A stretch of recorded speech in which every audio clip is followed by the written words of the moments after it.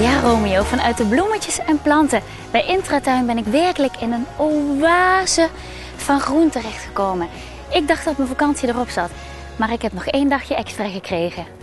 Ik heb een gesprek met Eugène van hotelrestaurant Gerardeshoeve in Epe. Hij is hier opgegroeid als klein jongetje in een pannenkoekenrestaurant, maar dat is tegenwoordig wel iets heel anders geworden.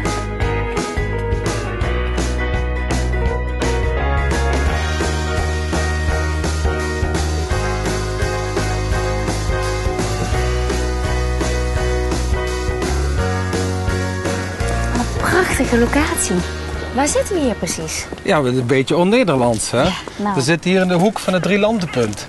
Ja. Als je hier recht voor je kijkt, dan kijk je over de heuvels van de Veilenderberg, waar Aken aan de achterkant ligt. En hier, wat je hier ziet, dat zijn de Belgische Ardennen. Ja. Aan de linkerkant, je kunt hem eigenlijk doorsnijden. De rechterkant is de Wallonie en de linkerkant is het Oostkanton, dus waar de Belgen Duits spreken. Ja, en Maastricht ligt hier in de buurt, ja. Aken. Luik. Het ligt heel centraal. Ja, we zitten eigenlijk in die groene long van de 3 grote steden. Dus Aken ligt hier aan 7 kilometer vandaan, Heerlen ligt hier aan 7 kilometer vandaan, Maastricht aan de andere kant en Luik hier schuin achter. Ja.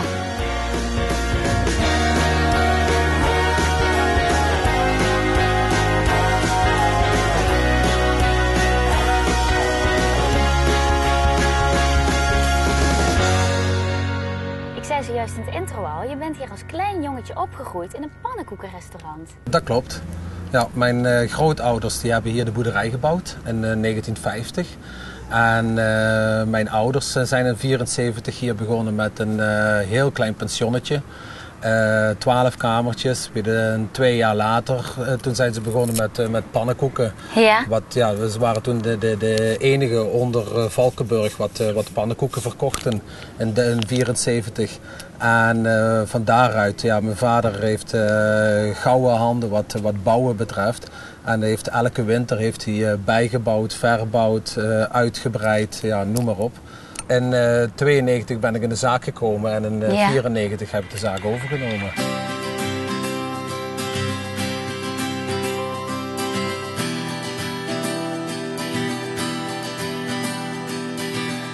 Maar in zo'n prachtige omgeving als deze gaat het toch eigenlijk allemaal vanzelf? Dat denkt iedereen inderdaad, dat dat vanzelf gaat, maar er moet toch enorm veel voor gebeuren.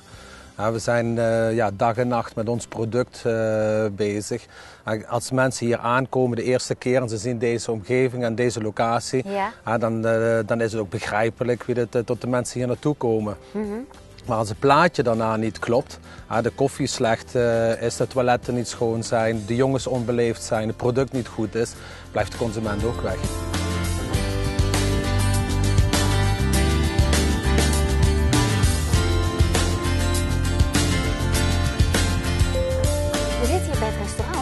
Een stukje verderop ook nog een hotel gebouwd, hè? Ja, klopt. Het hotel ligt helaas niet hier. Ons hotel ligt in Heijenrade. Dat is hier een 1,5 kilometer verderop. Ja. We hebben hier helaas de vergunning niet gekregen om de kamers te bouwen. De enige locatie waar nog gebouwd mocht worden in deze omgeving was Heijenrade. De gasten worden ook met pendelbusjes op en neer gebracht, hè? We hebben 2 busjes die pendelen op en neer.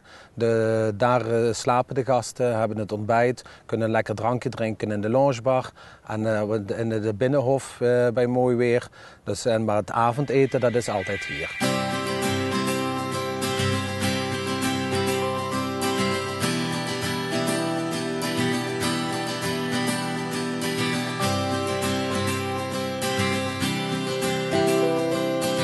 Op dit bord staan alle markante plekken gemarkeerd. Maar jij gaat nog een stapje verder, hè? Je hebt ook je eigen boekjes geschreven. Ja, dat klopt. Dit bord heb ik laten maken door Ton Holst. Ton Holst is een hele bekende striptekenaar. Die heeft vroeger altijd de Okkie, de Jippo en de Taptoe getekend. Ah. Die woont hier in de buurt. En ik vond het toch mooi dat de gasten, die staan hier, maar die weten helemaal niet wat hier allemaal te zien valt. En zodoende hebben we dat hier opgetekend in het bord. Ja. Maar sinds 1996 schrijf ik mijn eigen wandelkaarten.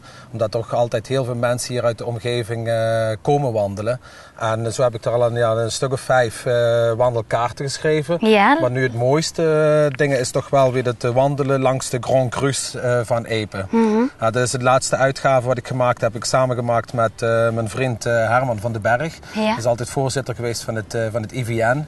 En samen met hem heb ik dus echt de themawandelingen gemaakt. Dus we hebben een wandeling gemaakt langs de vakwerkhuizen, langs de bronnetjes, dus een bronnetjeswandeling. We hebben een geschiedeniswandeling, een carboonwandeling, dus een geologische wandeling. Ja. Ja, zo. Genoeg te zien.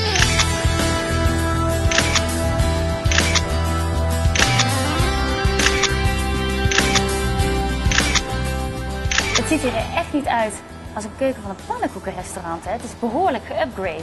Ja, dat klopt. De keuken was het laatste wat we gedaan hebben. Met de upgrading van de keuken is natuurlijk ook de upgrading van de kaart en de upgrading van de jongens hier gekomen. Dat is eigenlijk automatisch met elkaar gegaan. De chefkok is 2 jaar chefkok geweest bij Jo Braakhekken in Amsterdam. En onze souschef die heeft in Huis ter Duin gewerkt. Nu heb ik heel wat lekkere gerechten voorbij zien komen. Ja, dat klopt. We hebben samen met de jongens ook een hele nieuwe kaart gemaakt. En we werken op dit moment met 95% alleen maar met streekproducten. Nou, dan wordt het wel eens even tijd om die chefkok te ontmoeten.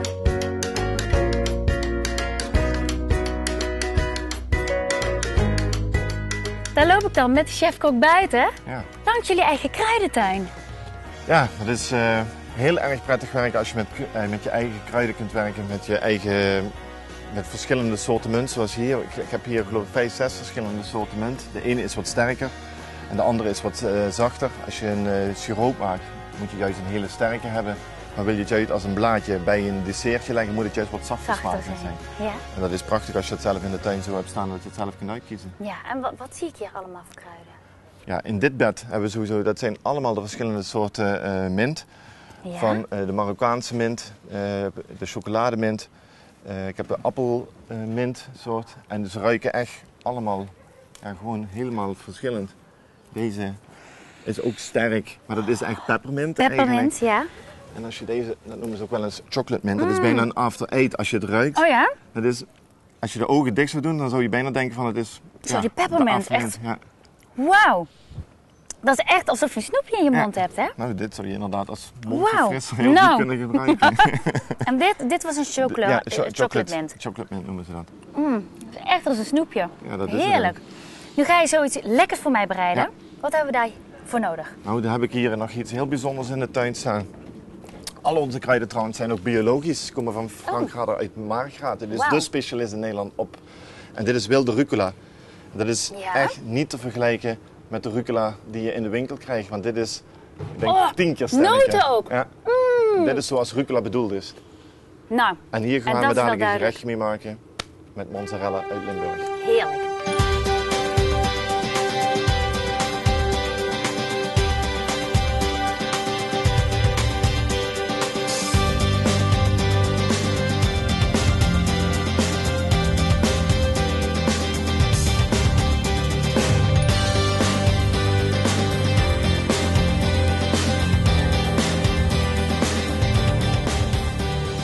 De gastvrijheid die voor jullie zo belangrijk is, die heb ik duidelijk gevoeld. In de keuken, bij de bediening.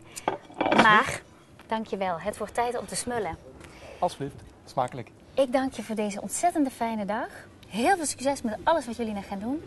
U bedankt voor het kijken thuis en tot de volgende week. Proost. Gezondheid en smakelijk eten. Dank je. Jij ook.